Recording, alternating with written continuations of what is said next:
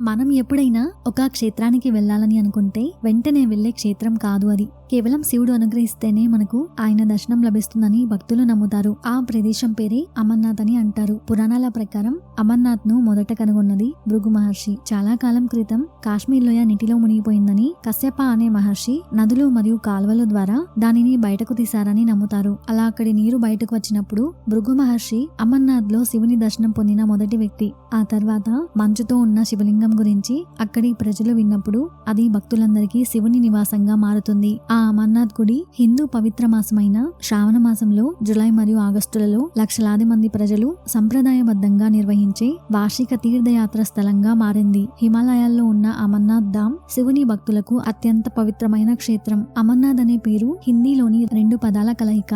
అమర్ అంటే అమరత్వం మరియు నాథ్ అంటే ప్రభువు అని అర్థం. అలాంటి ఈ క్షేత్రం వెనుక ఉన్న ఇంట్రెస్టింగ్ స్టోరీ గురించి ఇప్పుడు మనం తెలుసుకుందాం. సో వీడియోని కంప్లీట్ గా చూసి ఇలాంటి మరికొన్ని కథల కోసం ఛానల్ ని ఇప్పుడే సబ్స్క్రైబ్ చేసుకోండి. అలాగే ఒక లైక్ చేయండి. ఇక కథలోకి వెళితే, ఒకసారి పార్వతీదేవి శివుడిని అమరత్వ రహస్యం గురించి అడుగుతుంది. అప్పుడు శివుడు ఆ రహస్యాన్ని ఎవరూ వినకూడదని ఆమెను హిమాలయాల్లోని ఒక గుహకు తీసుకువెళ్తాడు. ఎందుకంటే శివుడి నుండి ఈ కథ విన్నవారు కూడా అమరులవుతారు. పార్వతికి ఈ రహస్యం చెప్పడానికి శివుడు అమర్నాథ్ గుహను ఎంచుకుంటాడు. అలా శివుని పరివారం అంతా అమర్నాథ్ కు ప్రయాణిస్తూ ఉండగా ఆయన వాహనం నందిని పహల్గాంలో, చంద్రుడిని చందన్వాడిలో, గంగను పంచతరణిలో, శేషనాగును శేషనాగ్ సరస్సు ప్రదేశంలో, గణేశుడిని మహాగుణ పర్వతం వద్ద, అలాగే పంచతర్ణిలో శివుడు పంచభూతాలైన భూమి, నీరు, గాలి, అగ్ని మరియు ఆకాశం వదిలేస్తాడు. అలా వారందరినీ ఒక్కొక్కరిని ఒక్కో ప్రదేశంలో వదిలేస్తూ వస్తారు. అలా తన ప్రపంచాన్ని త్యాగం చేసిన గుర్తుగా శివుడు ఒక తాండవ నృత్యం చేసి పార్వతితో కలిసి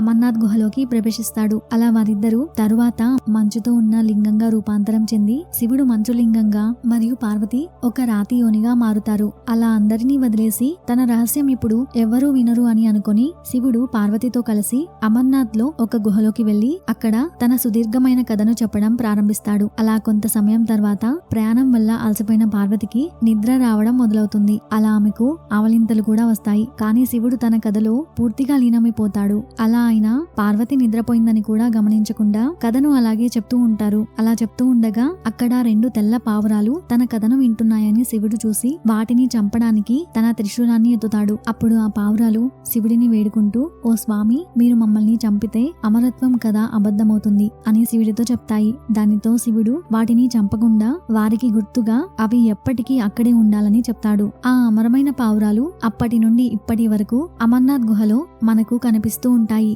అలా ఈ గుహ హిందువులు ఎంతో పూజించే ఒక గొప్ప పుణ్యక్షేత్రంగా మారుతుంది. ఈ గుడి భారత్ లోని జమ్మూ కాశ్మీర్ లో ఉంటుంది. ఈ క్షేత్రానికి పహల్గాం గ్రామం నుండి వెళ్ళాలి. ఈ ఆలయంలోని శివలింగం స్వయంభూ మంచుతో ఉన్న లింగం. ఈ లింగం అమర్నాథ్ పర్వతంపై 3888 మీటర్ల ఎత్తులో 40 మీటర్ల ఎత్తైన గుహలో సహజంగా ఏర్పడిన స్టాలగ్రైట్ అంటే నిలువు మంచు శిల అని అర్థం. అలాగే 5186 మీటర్ల శిఖరం కలిగిన పర్వతం ఇది. ఇక ఈ శివలింగం అక్కడ ఉన్న గుహ పైకప్పు నుండి నేలపై పడే నీటి బిందువులు గడ్డకట్టడం వల్ల నిలువుగా ఉన్న మంచు శిల ఆకారంలో పైకి పెరుగుతుంది. ఇక్కడ లింగంగా పరిగణించబడే స్టాలగ్రైట్లు శివుని భౌతిక రూపం. 2 చిన్న స్టాలగ్రైట్లు పార్వతి మరియు గణేశుడిని సూచిస్తాయని భావిస్తారు. గుహ పైన హిమాలయాలలో మంచు కరగడం వల్ల మే నుండి ఆగస్టు వరకు లింగం పెరుగుతుంది మరియు అక్కడ ఉన్న గుహలోని రాళ్లలోకి నీరు చేరి ఆ తర్వాత లింగం క్రమంగా తగ్గుతుంది. ఆ తర్వాత వేసవి పండుగ సమయంలో చంద్రుని దశలతో లింగం పెరుగుతుందని మరియు తగ్గుతుందని చెప్తారు.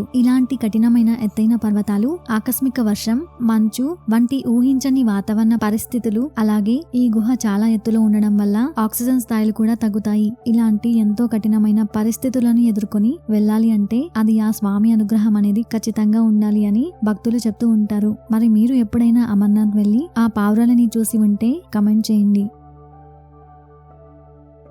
ఇలాంటి మరిన్ని కథల కోసం ఛానల్ని ఇప్పుడే సబ్స్క్రైబ్ చేసి పక్కనే ఉన్న బెల్ ఐకాన్ని యాక్టివేట్ చేసుకోండి. అలాగే ఒక లైక్ చేయండి friends. Thank you for watching.